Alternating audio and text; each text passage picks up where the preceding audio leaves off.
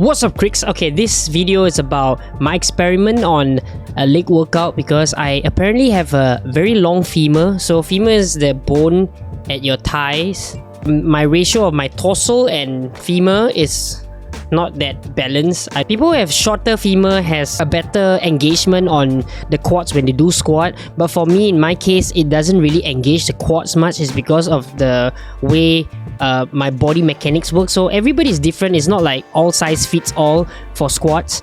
So when I do my squats, I can't really do a high bar squat. I have to do like a low bar squat because the high bar squats tend to put more pressure on my lower back and my knees.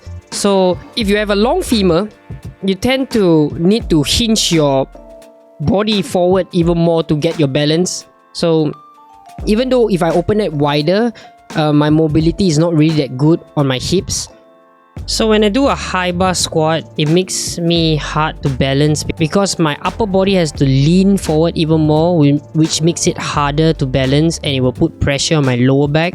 Whereas the low bar is already lean forward, so you don't have to worry much about balance, and the bar actually goes straight down and straight up, which is better for overloading. Rather than the high bar, I cannot really overload much because it will make my balance off. Same goes with deadlift. When you got a long femur, it tends to make you hinge your lower back even more because you have to bend over really a lot to reach the bar, and almost like a table. It's kind of gives a problem for it to make your lower back work even more. I kind of have like a disadvantage on deadlift, but no excuses. I still do deadlift, but I just don't really like it because it puts a lot of pressure on my lower back rather than my hamstring or my glutes. But the problem is when I do a low bar squat, it's because of the structure of my body, it doesn't really engage my quads that much on a squat. It engages more my glutes and my adductors. Right now, I wanted to see what I can change up and experiment. And to all the long femur gang out there, like my kind of body, maybe this is informative for you. If your femur is fine and your squat gives you like big legs, then that's cool. Because I have an obsession for legs, so I've been trying to develop my legs for many years right now. And I think the choice of workout I have for any long femur guys out there, if you realize that your quads aren't developing that well, I guess it's the workout. Since my deload week and I don't really get to do much upper body because of my new tattoo, so I decided to use this day and experiment, and it was quite cool. I learned a lot. This one thing nice about workout is because you get to like understand your body even more, and some things works for you, something doesn't. So it's not like watching a video like everybody you want to develop great chest, you have to do a flat bench all the time, or you do incline. Sometimes it doesn't work because of your ratio of your limbs. Sometimes don't give you like the right range of motions to activate that muscle. So I realized, if you guys see this, how to know that you have a long femur, check this out. If you were to do an Asian squat, some people's knees don't reach up to their shoulders, but mine is actually at my shoulder. If you can see the ratio, when I squat, it reaches up to my shoulder right here. So yeah, that's how I know that I have a long femur, and I don't really feel the activation of my quads when I do a squat. Wow, that rhymes. Because I'm writing a program right now, and I'm trying to develop my legs more because I have underdeveloped legs. My calves are crap, my quads are crap, my hamstrings are crap. So I decided to like focus more on my next program on lower body. So I started off with like the leg press machine. You'll be amazed what the leg press machine can do. It is a very amazing machine. I don't really use it that much, until recently I've realized that it engages my quads. So I took the time to like bring up my logbook and write down every information I know from every stance, because different stance on the leg machine really targets like different part of your legs. One thing about the leg press machine, if you notice that you can adjust the seat, the leaning of the incline of the seat to like really lie down, and there's like for House of Champions leg press machine, there's like 4 levels of changing the incline of the seat. Inclination, do you call it inclination? I don't know what you call it, but yeah, the you know what I mean, the angle of the seat. I always realize like how come people can like the knees can go all the way to their body and go up, because every time when I do that, it raises my lower back from the seat. It kind of puts pressure on my lower back. So I didn't like that feeling, and I don't know why. At that time I didn't know that I had a long femur. I've been observing a lot and I've been doing a lot of research to ask like why? How come everyone can go all the way down? So sometimes you see some people in the gym, sometimes they can't go all the way down. It's like, oh, you're not doing the full range of motion. No, you have to understand everybody has everyone has a different bone structure. So that's the reason why I cannot go all the way down, because when I go all the way down, my lower back leaves the seat and it rounds my lower back, so that's bad. So not everybody can do that range of motion, so please don't hate on people that can't really go all the way down on a leg press machine, which is like me. Yeah, so I wrote down like my experiment. I even call it the leg press experiment. So I couldn't do any upper body like deload, so I just used the time to like draw stupid pictures of So the first one I actually tried is I put the seat upright all the way, and I had a very close stance on the leg press machine. So I felt more on the hams.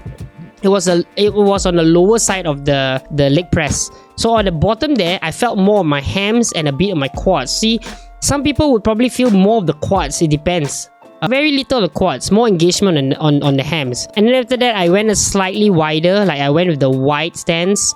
It actually does engage my inner teardrop, like the top of the quads, like right next to your knee on the inner side of the leg. I call it a teardrop because it looks like a teardrop. Yeah, it has a very, very strong activation on the teardrop, but that's not what I was looking for, because I wanted a workout that targets my quads even more. So after that, I went with the higher version. I went and put my legs up higher and also a closer stance. It gives me a quad feeling, but it wasn't the real quad feeling that I was wanting, because it was like more on the upper side towards my knee, the quads over there. So I would call it like nearer to the teardrop. And after that, I went wider stance on the higher part of the leg press. It activated more my glutes and my teardrop. And after that, I went with like a medium stance. I still feel my teardrop.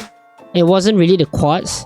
And then after that, I tried something even more like weirder. I put my legs halfway off the leg press machine, and I felt the quads because I was pushing with the balls of my feet. I felt the quads, but not really what I was looking for. So I was like, yeah, maybe this seat level. So I went down and recline the seat a bit. First, I started with the close stance.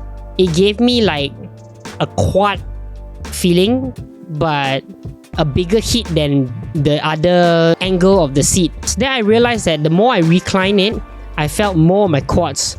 So after that, I did a medium stance. It hit the quads real nice, but not really what I'm looking for. A wider stance, it has more activation on my outer quads. After that, I raised up to the higher position. It hits all the high position, kind of hit my teardrops even more. So I realized that the more higher I go, the more teardrop feeling I get. After that, I reclined the seat even more to the next one. I did a close stance. It gave me a quad feeling, and I think it's getting more activation as I change the seat position. And after that, when I did like a wider, the medium stance, I felt my teardrop. Then after that, I did a wide stance. I felt more on my teardrop and glutes. And then after that, I went all the way back, like it was almost like I'm lying down. And then that was crazy. That was a good crazy. See, I even wrote here, crazy quads. And then I felt so good on this one because it was, I don't know how does the anatomy works, but I really felt like the feeling that I wanted on my quads. So if you guys have a long femur, you can try this out. Just recline the leg press machine to like the lowest and just give you a medium stance. You will feel so much on your quads. Then I was like, yes, that is the one that I want in my program. So this is the thing about working out. You really have to try it out and experiment. So I really enjoyed this time experimenting all the leg stands on the leg press machine, and I finally found one that it really hits the spot, which is angle all the way down and just medium stance, and it was perfect. I was like, yep, that's the one. So I'm gonna do that on my leg program. And also I even try other things. Try the Smith machine. The Smith machine one was good. Instead of standing right below the bar, you just have to stand like probably 4 to 5 inches in front. I feel like it's a very good activation of quads because your back is like straight and it's not like bent at all. It's not hinged. It really focuses only on the quads. That is one of the good workout for long femur, I guess. and I really like that feeling, so I guess I'm going to add that in my program. And also I tried the super squat machine. I didn't really like that when I was my back laying on the pad, because I felt a very strong pressure on my knee. It is a good activation for my quads, but I think my knees are not strong enough. I don't think so. I want to do that because the machine alone is quite heavy, and without any weights loaded on it, I didn't get to do much experiment on that because it was quite tiring after doing I probably did 100 reps on the leg press machine. After that, I tried the inverted one. I don't know what you call this, but I was on the other side facing the machine. That one was great also, but I have a feeling that it works more on the lower back if I started loading plates and all. But it was a good activation on the quads too when I invert, but less pressure on the knee. That's all of my experiment. I hope you guys enjoyed what is in my mind every day. This is what I think of, and I think it was a great experiment. I get to learn more about the leg press machine and not blindly do. So I think the lesson from here is actually to see what workout does great for you. It's not all size fits all. Have some time, especially when you're rest or you're deloading week, to go and try some workout and see what's going on, because you can be doing the same thing over and over again, but actually it's not working for you. Just like I've been doing squats for a long time, and I managed to squat up to 100 kilos and all, but I don't see any development on my legs. So I guess I'm gonna take this year to focus more on my lower body. I'm not gonna quit squat. Don't get me wrong, because squat is my favorite workout among all. I'm obsessed with leg day. I know I sound like a psycho, right? I like leg day a lot, but it's a challenge for me. Doing all these kind of things makes me feel like I'm learning something. I'm learning everything every day. I don't know everything, so it's cool to do one of these research once in a while and try it out. You have to. This is just how working out is. You just have to go and try it out.